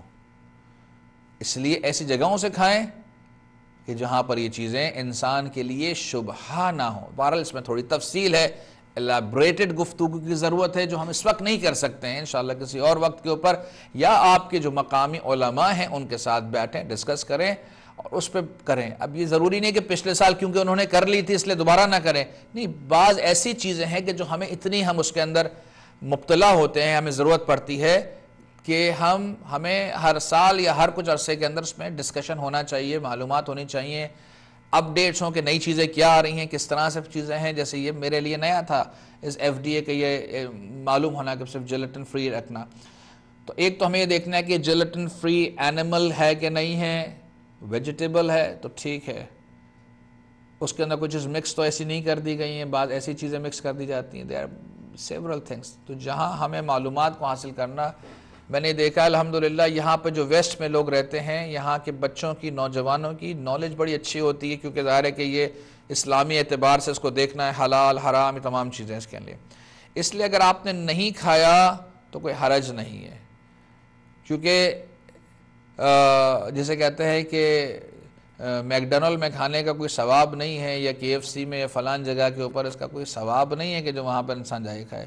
یا یہ بھی کہہ لیں کہ اگر مزیدار کی بات ہے تو اتنا کوئی مزیدار بھی نہیں ہوتی ساری چیزیں، کہ ٹیسٹ ڈیولپ کر لیا ہوتا ہے ہم نے، اس لیے ہم اس کو بہت سی چیزوں کا اچھا لگتا ہے. اسی طرح سے اگر ہم دوسری چیزوں کا ٹیسٹ ڈیولپ کر لیں، شاورما کا اگر ہم جا کر ٹیسٹ ڈیولپ کر لیں، it's when you start eating you develop its taste. ٹھیک ہے، تو انسان کے ساتھ ہوتا ہے کہ شروع میں ایک چیز پسند نہیں ہے، بعد میں ایک چیز پسند آ گئی. ایک چیز شروع میں پسند تھی، بعد میں اسے اچھی نہیں لگی. تو اٹ ڈپینڈس کہ انسان کس طرح سے اپنے فوڈ کو، اپنے نیوٹریشنس کو رکھتا ہے سامنے، اور اس کو سامنے رکھتا ہے. تو جہاں پر دوسری چیزوں کا خیال رکھتا ہے کہ اس میں کتنے فیٹس ہیں، جتنی کیلوریز ہیں، کتنے اس میں پروٹینز ہیں. تو عزیزان گرامی، جو چیز پروردگار نے کہا، اگر پروردگار کی اطاعت کرنی ہے تو ان کا خیال کرنا ہے. اگر اہل بیت کی اطاعت کرنی ہے تو ان چیزوں کا، ان قواعد و ضوابط، ان کنڈیشنز کا ہمیں پاس رکھنا ہوگا. یہ ہمارا امتحان ہے. This is our test. If we are believers, so we have to believe in everything. It's not that partially ہم believe کریں اور پھر ہم partially اس کو چھوڑ دیں. کہ یؤمنون بالبعض و یکفرون بالبعض، قرآن مجید میں آیا ہے کہ ہپوکریٹس کے بارے میں یہ بات کہی جاتی ہے. ہپوکریٹس کی جو کوالٹیز، جو صفات بیان کی گئی ہیں، کیریکٹرسٹکس جو بیان کیے گئے ہیں، اس کے لیے ہے کہ یہ افراد بعض چیزوں پر ایمان لاتے ہیں اور بعض چیزوں پر نہیں لاتے. السلام علیکم ورحمۃ اللہ. وعلیکم السلام ورحمۃ اللہ. مولانا آپ سے ایک سوال ہے. جی فرمائیے. اسی مضمون پہ آپ جو کہہ رہے ہیں. جی جی. سب سے پہلے آپ کا شکر گزار ہوں. آپ کی جانب سے گزشتہ چند دنوں میں ہم نے کافی معلومات حاصل کیے، الحمدللہ. خدا ہم سب کی توفیقات میں انشاءاللہ اضافہ فرمائے. ماہ مبارک کی برکتوں کا ثبوت ہے، بلکہ اللہ تعالیٰ کی نعمتیں بھی اس میں شامل ہیں. الحمدللہ. ایک سوال سائنٹیفکلی جیلوں کے بارے میں. ایک کسی مولانا نے، عالم دین نے یہ کہا تھا کہ وہ جیلاتین جو بھی ہو، اگرچہ کہ نجس جانور کا وغیرہ، مگر جب اس کی شکل بدل جاتی ہے، جیسے مثال دوں، سورہ کہف، کتا نمک کی کان میں نمک بن گیا، تو اب وہ نجس نہیں رہا. جی استحالہ ہو گیا، اس کا تبدیل ہو گیا اس کا. جی تو انہوں نے کہا کہ یہ جیلاتین اب نجس نہیں رہا، اب آپ کھا سکتے. ٹھیک ہے، ٹھیک ہے. دوسرا سوال، آپ نے جو ریسٹوراں کی بات کہی بالکل صحیح ہے. تیسرے شخص سے علم حاصل ہوا. میرے ساتھ معاملہ یہ ہوا، ریسٹوراں کا نام الہلال ریسٹوراں جیسے ہو، اور انہوں نے کہا کہ پاکستانی حلال. میں کھا چکا. صحیح. مجھے پتا نہیں کچن میں کیا حال ہے. صحیح. مگر شاید کوئی نامسلم اس میں پکاتا ہو. تو کیا یہ کھانا ریسٹوراں میں بہتر ہے؟ ٹھیک ہے، میں آپ کا جواب ٹیلی ویژن سے دیتا ہوں انشاءاللہ. شکریہ آپ کا بہت بہت، جزاک اللہ خیر. ایک مسئلہ نے بتایا کہ سوال کیا تھا کہ جیلاٹن کیا یہ اپنی ماہیت کو تبدیل کر لیتا ہے. ابھی علماء میں، مراجعین میں اس میں ڈفرینس آف اوپینین ہے. ایک بات تو یہ ہے، جی ہاں، بعض نے اس بات کو یہ بات کہی ہے کہ ان کے نزدیک ثابت ہے کہ یہ استحالہ ہو جاتا ہے، تو اس سے فرق نہیں کرتا ہے کہ کس کا ہے کس کا نہیں ہے. ٹھیک ہے. تو آپ جس مرجع کی آپ تقلید کرتے ہیں ان کی ویب سائٹ پہ آپ جائیے، ہو سکتا ہے کہ اس کا جواب وہاں پر موجود ہو، نمبر 1. اور اگر جواب موجود نہیں ہے تو آپ ایک سوال کر لیجئے اس کے اندر کہ میں آپ کا مقلد ہوں، کیا جانور کی جیلاٹن استحالہ ہو جاتا ہے اور میرے لیے کھانا جائز ہے کہ نہیں. ایک سوال کر لیجئے آپ، اس میں جواب آ جائے گا انشاءاللہ اس کا. آپ پھر اس کے اعتبار سے اس کو کھا سکتے ہیں. تو it's not a big deal. تھوڑا سا آدمی کو جیسے دوسرے کاموں میں معلومات حاصل کرتا ہے تو اس میں معلومات حاصل کرنی ہے. ہم جاتے ہیں، بہت سی چیزیں ہمیں نہیں معلوم ہوتی ہیں، ہم گوگل کرتے ہیں. ٹھیک ہے، چیزیں سامنے نکل آ جاتی ہیں. اسی طرح سے ہم جائیں ریلیجس ویب سائٹس کے اوپر، ہمیں ریلیجس مسئلہ وہیں سے ملے گا، تو ہم اپنے مرجع کی اس پہ جائیں اور معلوم کریں. تو اچھا ہے کہ جو انہوں نے اس کو بیان کیا، ہمیں ایک اور موقع مل گیا اس کی وضاحت کرنے کا کہ اس کی طرف آپ جائیں. لیکن آپ جب تک نہیں جاتے ہیں تو اٹس بیٹر، یعنی جب تک آپ نے اپنے مرجع سے، اپنے مجتہد سے یہ چیز نہیں معلوم کی ہے کہ اس کا فتویٰ کیا ہے، تو اٹس بیٹر کہ اس سے اینیمل جلتن سے کم جو ہے وہ پرہیز کیا جائے تو بہتر ہے. ٹھیک ہے، نمبر 1 تو یہ ہے، تو اس کو آپ معلوم کریں. نمبر 2 یہ ہے کہ انسان اگر کسی مسلمان ریسٹوران میں جاتا ہے تو کیا وہاں جا کر معلوم کرنا اس کے لیے ضروری ہے کہ اس کے کچن کے اندر پکانے والے مسلمان ہیں یا غیر مسلمان ہیں، یا وہ جو کھلا رہا ہے، جو اس کا گوشت ہے، جو اس کا جو چیزیں ہیں کھلانے پلانے کی وہ حلال ہیں اور پاک ہیں. اگر اس کا جواب یہ ہے کہ اگر مسلمان کے ہاتھ سے، اگر آپ، جیسے حکم ہے کہ مسلمان کے یہاں سے اگر آپ کوئی چیز لیتے ہیں تو آپ اس کو حلال سمجھتے ہیں، حلال سمجھا جائے، جائز سمجھا جائے، نجس سمجھا جائے. لیکن ایک چیز اس میں آ جاتی ہے، اگر آپ دیکھ رہے ہیں کہ ایک معاشرے کے اندر مسلمان ہیں لیکن لاؤبالی قسم کے ہیں، یعنی پرواہ نہیں کرتے ہیں کہ صحیح ہے یا نہیں ہے، خاص طور پہ کہ جب ہم یہ دیکھتے ہیں کہ مسلمانوں کا ایک گروہ ایسا ہے، ایک چھوٹا سا گروہ ہے، سارے مسلمان نہیں، کچھ ایک گروہ ایسا ہے کہ جو اس بات کا انہوں نے فتویٰ دیا ہوا ہے کہ اگر حلال جانور ہے تو آپ بسم اللہ کر کے کھائیں گے تو وہ چیز جائز ہو جائے گی، اس کا ذبیحہ ہونا ضروری نہیں ہے. اب دیکھ رہے ہیں اس معاشرے کے اندر اس طرح کے بھی افراد ہیں، اس معاشرے میں لوگ کمانے کے لیے سب کچھ کر لیتے ہیں، تو پھر بہتر یہ ہے اور انسان کی روح کے لیے، انسان کے بدن کے لیے ہے کہ اگر وہ پوچھ لے گا تو اس کے لیے بہتر ہے. خاص طور پہ اگر کسی ایسے شخص کے ریسٹورنٹ میں جا رہا ہے کہ جس کے بارے میں اسے معلوم نہیں ہے کہ وہ دیندار آدمی ہے کہ نہیں ہے، تو پھر وہاں پر پوچھ لینا احتیاط سے بہت زیادہ نزدیک ہے، اور پریفریبل ہے کہ اگر انسان جگہ سے پوچھ لے. ورنہ اگر انسان چلا جاتا ہے، آپ کسی دوست کے ساتھ جا رہے ہیں تو دوست کی ذمہ داری ہے، تو آپ یہ دیکھیں گے کہ وہ دوست دیندار ہے، اس کا مقصد کہ اس نے پہلے سے معلوم کر کے رکھا ہوگا. لیکن اگر آپ لے کر جا رہے ہیں تو پھر آپ کی رسپانسبلٹی بن جاتی ہے ٹو میک شیور کہ آپ خود اپنے گھر والوں کو، اپنے دوستوں کو ایسی جگہ نہ لے جائیں کہ جہاں پر ڈاؤٹ فل کھانا ہے. ٹھیک ہے، تو احتیاط کا تقاضا اپنی جگہ پر یہ ہے، تو ان چیزوں کا خیال رکھا جائے اس معاملے کے اندر. بہرحال ہم آتے ہیں امر بالمعروف نہی عن المنکر کے موضوع کے اوپر، دوبارہ سے پلٹتے ہیں اپنے جو امیر المؤمنین کا اس کے اندر ہے. اچھا یہ دیکھیں، یہ جو ہم گفتگو کر رہے ہیں حلال و حرام، یہ تمام چیزوں کی، یہ اس میں سے ایک مورد ہے، یہ امر بالمعروف نہی عن المنکر کرنا، کہ جب آپ جا رہے ہیں ایک مسلمان کے ریسٹورنٹ میں جا رہے ہیں، چاہے وہ آپ کے شیعوں میں سے ہوں، سنیوں میں سے کوئی بھی ہو، آپ اس سے بات کریں طریقے سے کہ بھائی تم جب حلال گوشت بھی ہے تو تم کیوں حلال گوشت نہیں لیتے، ذبیحہ کیوں نہیں لیتے ہو تم؟ کیونکہ یہاں پر حلال اور ذبیحہ کی ٹرمینالوجیز علیحدہ ہے، اس لیے میں اس کو ذبیحہ کے طور پہ زیادہ استعمال کروں گا. ذبیحہ جو صحیح شرعی طور کے اوپر جس کو ذبح کیا جاتا ہے جانور کو. اور دوسرا کہ تم کیوں ایسی چیزیں استعمال کرتے ہو کہ جو ڈاؤٹ فل ہوں، جو نجس ہوں یا اس طرح کی چیزیں. تو آپ اس کو کنوے کریں، اس کو سمجھائیں، اس کو بات کریں. یہ امر بالمعروف نہی عن المنکر کے چیزوں میں سے آتا ہے. ایک کالر ہمارے ساتھ ہیں. السلام علیکم ورحمۃ اللہ. وعلیکم السلام ورحمۃ اللہ وبرکاتہ. مولانا صاحب، فرض کریں کہ میں ایک مرضے کی تکلیف میں ہوں اور میرا بھائی دوسرے مرضے کی تکلیف میں ہے. اس نے کہا کہ میرے والے جو کہتے ہیں کہ کیراٹین کھانا جو ہے وہ حرام ہے، دوسرے والے مرضے کہتے ہیں کہ یہ حلال ہے. صحیح ہے. تو یہ کیسے ہے کہ ایک بہن کے لیے تو ایک چیز حرام ہے، دوسرے بھائی کے لیے حلال ہے؟ بالکل یہ ہو سکتا ہے، اس لیے کہ یہ انڈیویجول مسئلے ہیں.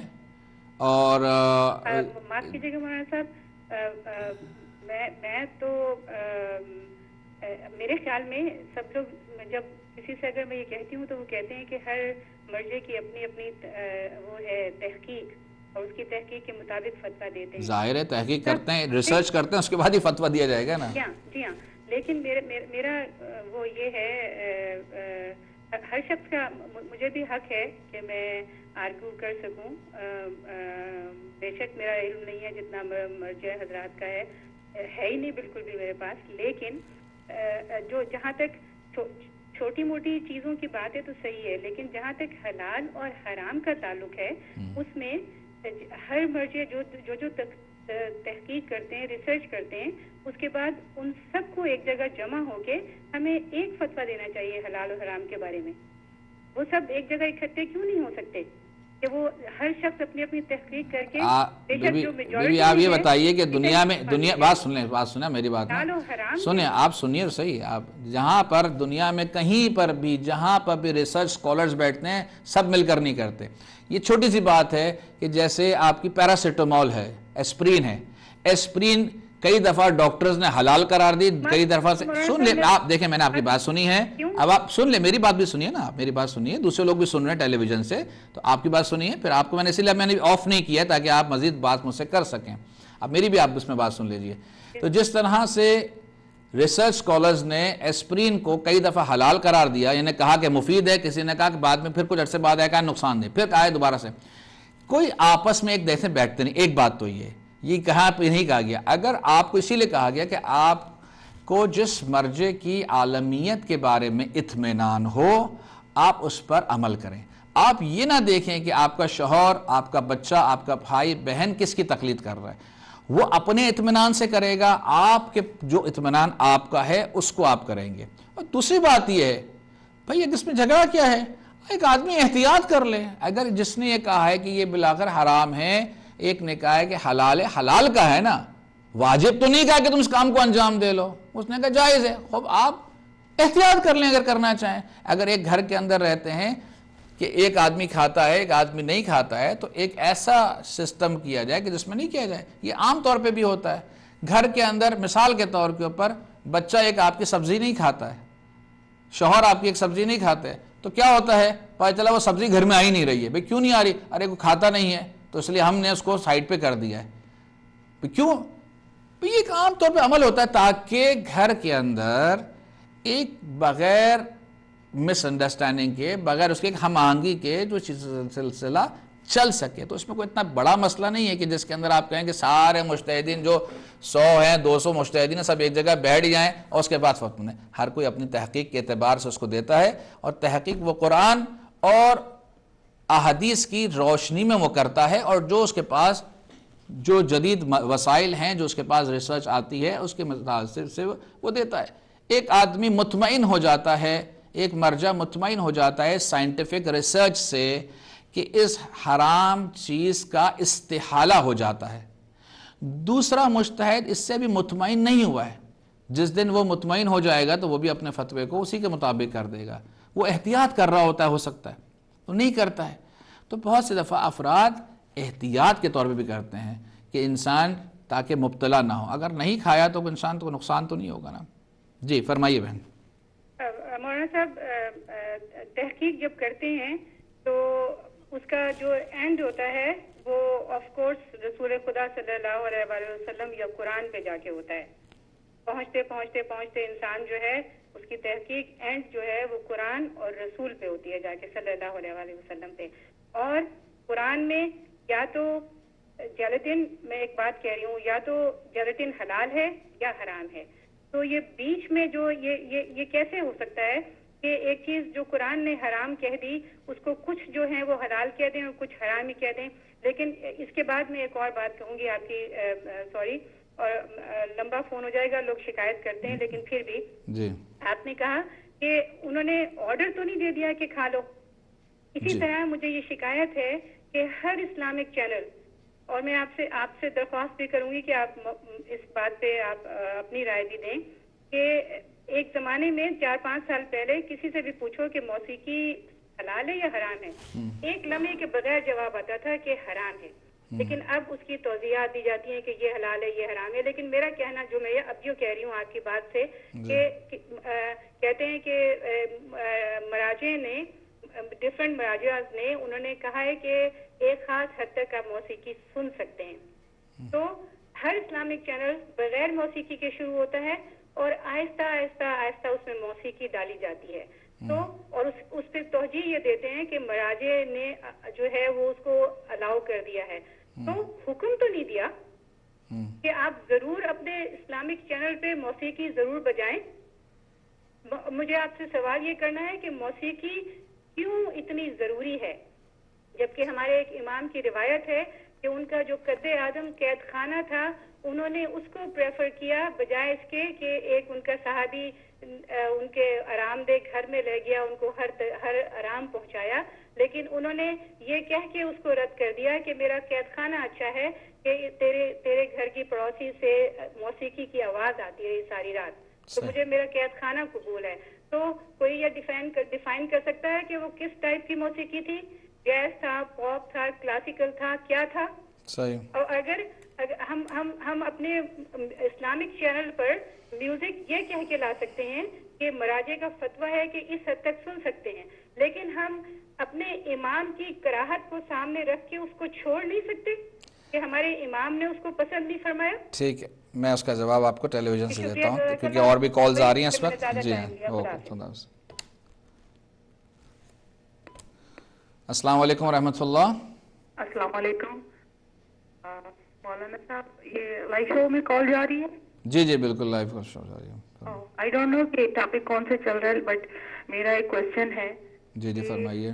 یہ جس طرح ہے کہ درود شریف ہے کہ اللہم صلی اللہ محمد وآل محمد، جی تو آئی تھنک کہ کوئی بھی اس کا کوئی ڈیفینیٹ ترجمہ نہیں کر سکتا کہ اس کا ایکچوئل مطلب کیا ہے، بٹ یہی ہے کہ اے اللہ رحمت اللہ محمد وآل محمد پر.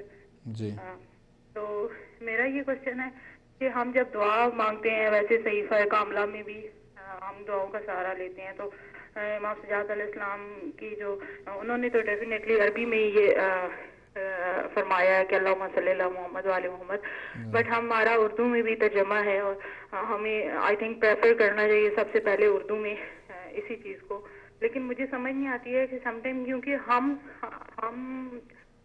لائک کون ہوتے ہیں ان کے لیے کہ ان پر رحمت فرما، یا میرے مائنڈ میں اکثر یہ کوشچن چلتا ہے کہ ہمیں ان کے لیے کس طرح کی رحمت مانگنی چاہیے، کیونکہ وہ رحمت کا وسیلہ ہے ہمارے لیے. ہم تو اللہ سے مانگ رہے ہیں نا ان کے لیے رحمت، کہ پروردگار ان پر تو اپنی رحمت نازل فرما. تو کیا لائک ہم ہیں اس قابل کہ اور پھر ان کو رحمت کی ضرورت ہے؟ کیوں نہیں ضرورت ہے؟ ہر مخلوق خدا کو ضرورت ہے، ہر مخلوق خدا کو ضرورت ہے، چاہے وہ نبی مکرم سے لے کر ایک ذرہ بھی اگر ہو پروردگار کی مخلوق کا، ہر ایک کو پروردگار کی کنٹینیوس اور کنسسٹنس رحمت کی ضرورت رہتی ہے. ٹھیک ہے، اور صرف ان کے اوپر رحمت نازل نہیں ہوتی، جب انسان دوسرے کے لیے کچھ طلب کرتا ہے تو در حقیقت یہ ریفلیکٹ ہوتا ہے اس کی طرف خود، یعنی پروردگار جو دوسرے کے لیے مانگ رہا ہے اور اہل بیت کے لیے مانگ رہا ہے، پروردگار اس کے بدلے میں خود اس مانگنے والے پر بھی اپنی رحمت نازل فرماتا ہے اور مغفرت نازل فرماتا ہے. یعنی جب انسان درود بھیجتا ہے محمد وآل محمد علیہ السلام کے اوپر، تو ان کی رحمتوں کے اندر بھی پروردگار کے جیسے کہتے ہیں کہ وہ جسے کہتے ہیں مزید سے مزید اضافہ ہوتا ہے. اور دوسرا یہ ہے کہ ہم پر جو ہے پروردگار اپنی رحمتوں کو نازل فرماتا ہے اور اپنی مغفرت کو نازل فرماتا ہے. ہم جب کسی کے لیے دعا کرتے ہیں، ایک جنرلائز ہے، صرف اہل بیت کے لیے نہیں، ہم کسی کے لیے بھی دعا جب کرتے ہیں تو پروردگار اس کے بدلے میں ہماری دعاؤں کو کبھی قبول فرماتا ہے اور ہم پر رحمت بھی نازل کرتا ہے اور ہم پر مغفرت بھی بھیجتا ہے، یعنی ہمارے گناہوں کی بھی مغفرت فرماتا ہے. جی ہاں ایگزیکٹلی. اور ہمیں ان کے لیے ایک تو چلے یہ درود شریف ہے کہ ہر طرح کی دعا آ جاتی ہے، لیکن جس طرح امام زمانہ علیہ السلام کی صحت و سلامتی کے لیے ہمیں دعا کرنی چاہیے، پریفر کرنا چاہیے اپنی دعا میں سب سے پہلے، تو ہمیں پھر اور محمد وآل محمد کے لیے کیا دعا کرنی چاہیے؟ بہترین دعاؤں میں سوال جب کیا جاتا ہے، احادیث میں جو سب سے چیز ملتی ہے اور جو ہمارے ہاں اسی وجہ سے رائج بھی ہوئی ہے، وہ یہی ہے درود بھیجنا محمد وآل محمد پر، یعنی اللہم صلی علی محمد وآل محمد بہترین عبادت قرار دی گئی اور بہترین طریقہ قرار دیا گیا ہے کہ جس سے ہم محمد وآل محمد علیہ السلام کی خدمات کو ایکنالج کر سکتے ہیں. یہ ایک بہترین طریقہ، یعنی ایک زبانی جس کی بات کرتے ہیں، جو عمل کے اندر ہوا ایک علیحدہ پہلو ہے، لیکن زبانی اگر ہم کسی چیز کو ادا کرنا چاہیں تو یہ درود بھیجنا اور صلوات پڑھنا جو ہے بہترین وہ طریقہ ہے کہ جو روایات میں ہمیں ملا ہے. ٹھیک ہے، بہت شکریہ. ہمارے پاس وقت بہت محدود ہے.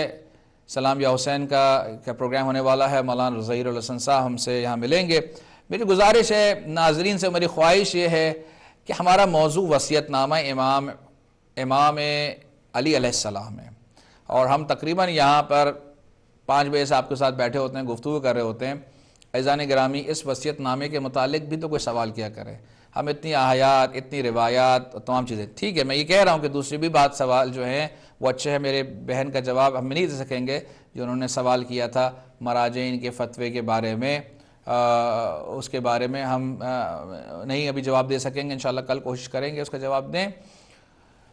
لیکن ریلیونٹ کویشچنز بھی کچھ آنے چاہیے، تو آدمی کو تھوڑا سا، بولنے والے کو بھی تھوڑا سا لطف آتا ہے کہ ہاں آپ نے میری بات سنی ہے، کچھ اس میں سے ایسی چیز ہے کہ میرے بیان میں کمزوری رہ گئی ہو کہ جو میں آپ کو صحیح طور پہ نہیں سمجھا سکا ہوں، کوئی حدیث میں نے بیان کی ہو، اس کا ایک ڈیفرنٹ اسپیکٹ آپ کے ذہن کے اندر آتا ہو، ایک ڈیفرنٹ پرسیپشن آپ کے ذہن کے اندر ہو، کوئی ڈاؤٹ ہو، کوئی سوال ہو، تو آدمی کو تھوڑا سا آئے گا. ہم سوالات کے جوابات دیتے ہیں کوشش کرنے کے لیے، لیکن اپنی جگہ سارے اہم سوالات ہیں، نو ڈاؤٹ جتنے سوالات ہیں سب اپنی جگہ بہت اہم تھے، اچھے تھے سوالات، لیکن تھوڑا سا ریلیونٹ سوالات بھی کیجئے تو انشاءاللہ اس میں ہوتے ہیں.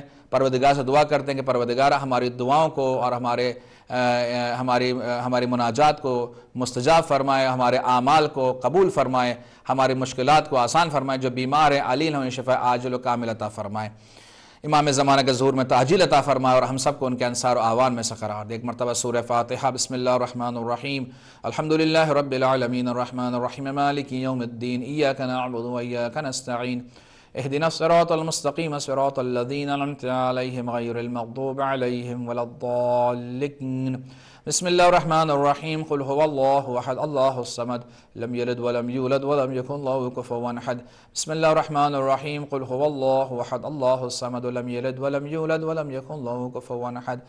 بسم اللہ الرحمن الرحیم. قل هو اللہ احد اللہ الصمد لم یلد ولم یولد ولم یکن له کفوا احد. اللهم اغفر للمؤمنین والمؤمنات والمسلمین والمسلمات الاحیاء منهم والاموات تعب بیننا وبینهم بالخیرات انك مجیب الدعوات انك على كل شيء قدیر. بسم اللہ الرحمن الرحیم. اللهم كن لوليك الحجة ابن الحسن صلواتك عليه وعلى آبائه في هذه الساعة وفي كل الساعة وليا وحافظا وقائدا وناصرا ودليلا وعينا حتى تسكنه أرضك توعا وتمتعه فيها طويلا برحمتك الراحمين. مومنین اپنی دعاؤں میں ہمیں یاد رکھیے گا انشاءاللہ، محرومین کو، یتیموں کو، غریبوں کو، فقراء کو، مسکینوں کو، محتاجوں کو، بیماروں کو، سب کو اپنی دعاؤں میں یاد رکھیے گا. کل تلک ہمیں اجازت دیجیے. والسلام علیکم ورحمۃ اللہ وبرکاتہ.